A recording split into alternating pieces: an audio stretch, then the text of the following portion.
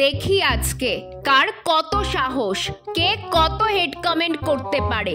যেই করবে তার বাড়িতে গিয়ে এই ছুরি চালিয়ে আসবো।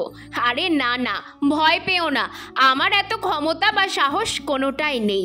এই ছুরি নিয়ে আজকে তোমাদের প্রশ্নের উত্তর দিতে এসেছি। দিদি, ড্রাগন গাছে ফল আসছে না, কি করব বলো তো? আগেরবার গরমে আমার ছাদ বাগানের এত ড্রাগন ফল দেখে তোমরা সবাই এই প্রশ্নটা করেছিলে। দেখো, সবার আগে আমাদের মাথায় রাখতে হবে গাছেদের ফুল ফল দেওয়ার কিন্তু একটা নির্দিষ্ট সময় থাকে। আমি যদি 6 মাসের একটা বাচ্চা গাছের থেকে ফলের আশা করি, সেটা তো সম্ভব নয়, তাই না? তবে হ্যাঁ, গরম পড়ার পরেও যদি 1 বছরের পুরনো গাছে ফুল না আসে, তখন এই পদ্ধতি অবলম্বন করলে ফুল আসবে, কথা দিচ্ছি।